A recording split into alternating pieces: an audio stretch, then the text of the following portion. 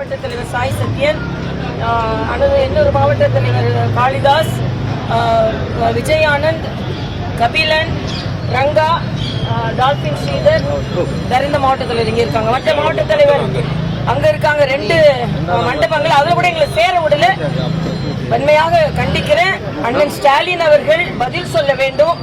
பெண்களுக்கு பாதுகாப்பு இல்லை. இது பல்கலைக்கழக வளாகத்தில் மட்டும் இல்ல, பள்ளி வளாகத்தில் நடக்கிறது, கல்லூரி வளாகத்திற்குள் நடக்கிறது, பணியிடங்களில் நடக்கிறது. என்னதான் நடந்து கொண்டிருக்கிறது தமிழகத்தில் என்று எனக்கு தெரியவில்லை. அதனால்தான் அதாவது பெறுவோம் 200, படைப்போம் வரலாறு.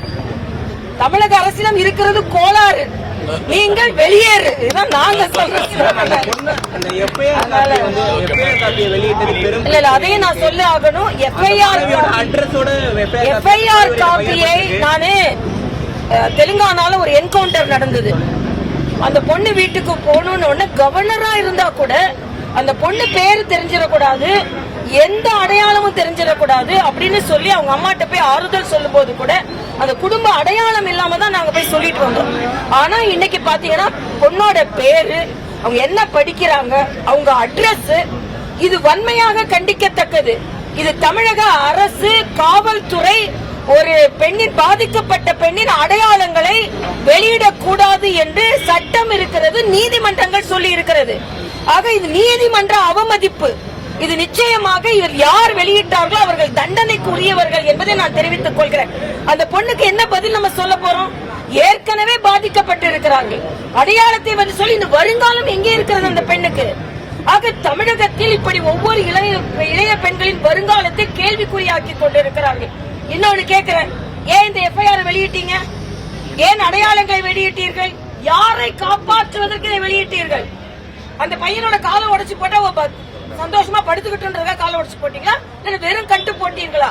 இதற்கு பின்புலத்தில் யாரெல்லாம் இருக்கிறார்கள்? அதுவும் என்னமோ பிக்னிக் போற மாதிரி சொல்றாங்க. அவர் டெய்லி பிரியாணி கடையை மூடிட்டு அண்ணா யூனிவர்சிட்டிக்குள்ள போவாராம், போய் அவர் விளையாடுவாராம், விளையாடிட்டு வெளியே வருவாராம். என்ன தமிழகத்தில் நடந்து கொண்டிருக்கிறது என்று கேட்கிறேன். அவன் கண்டவெல்லாம் விளையாடுறதுக்கு தான் தமிழகத்தில் உள்ள பெண்கள் படித்துக் கொண்டிருக்கிறார்களா? பெண்களாக நாங்கள் கொதித்து எழுந்திருக்கிறோம். நிச்சயமாக திராவிட முன்னேற்ற கழக மாடல், திராவிட மாடல் இதற்கு பதில் சொல்லி ஆக வேண்டும். நீங்க சும்மா மௌனம் சாதிப்பதால் எந்த பலனும் இல்லை. எல்லாத்தோட உயர்கல்வித்துறை அமைச்சர் சொல்றாரு, ஒரு மொத்த சம்பவத்தை ஏன் இவ்வளவு பெருசாக்குறீங்க? இது ஏதோ அங்கே நடந்த சம்பவம் அவ்வளவு இழிவா போயிடுச்சா, அவ்வளவு இலக்காரமா போயிடுச்சான்னு கேக்குற. ஒரு பெண்ணின் வாழ்க்கை எங்கேயோ ஒண்ணு நடந்ததை போய் ஏன் இவ்வளவு பெருசாக்குறீங்க?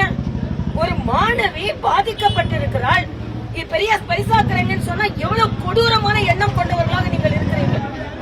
நீங்க எதிர்கட்சியா இருக்கும்போது என்ன செஞ்சீங்க? ஒரு பேனர் விழுந்தா உடனே அதுக்கு வந்து போராடுவீங்க. உடனே எல்லாத்துக்கும் நாங்க திராவிட மாடல் வந்தா எல்லாத்துக்கும் தீர்வு, விடியல் விடியல் விடியல் என்று சொல்லிக் கொண்டிருந்தீர்கள். விடியலே நடக்கலையே, விடியவே இல்லையே. அதுவும் பெண்களுக்கு விடிவு காலமே இல்லையே இப்போ.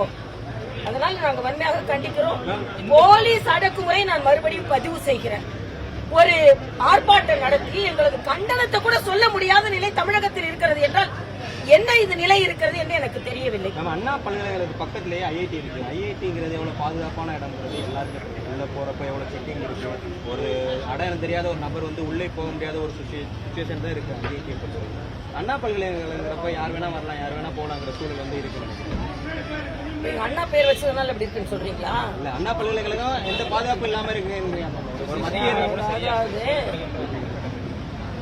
சிசிடிவி கேமரா இல்ல, காவலர் இல்ல. என்ன சொல்ல போனா என்னோட அதிர்ச்சியானது என்னன்னா, இவரு அடிக்கடி உள்ள போறவரா, அதனால காவலர் இவரை வந்து அப்படி சல்யூட் அடிச்சு விட்டுருவாராம். அப்பனா குற்றவாளிகளுக்கு எவ்வளவு அனுமதி கொடுத்து கொண்டிருக்கிறீர்கள்?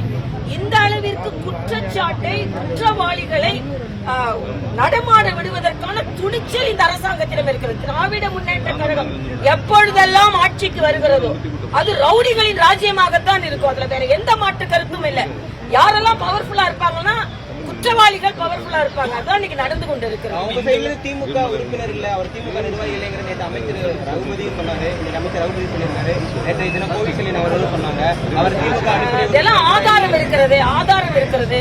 அவர் மாணவர்கள் இருந்திருக்கிறாரு. எல்லாரும் கூட படம் எடுக்கிறது பெரிய பீஸ் கூட இருப்பாங்க. எல்லாரும் கூடயுமா படம் எடுப்பாங்க? சரி, அப்ப ஏன் 15 வழக்கு இருந்தா ஏன் வெளியே நடமாட விட்டீங்க? யாரின் பின்புலத்தில் அவர் நடமாடிக்கொண்டிருந்தார்?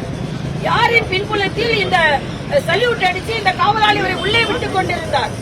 அப்பனா யாரோ ஒரு பின்புலம் இருக்கு. இன்னொன்னு வர நான் அதிர்ச்சிகரமாக எனக்கு ஒரு தகவல் ஒரு சார் கிட்ட சொல்றேன். அந்த சார் யாருன்னு தெரியல.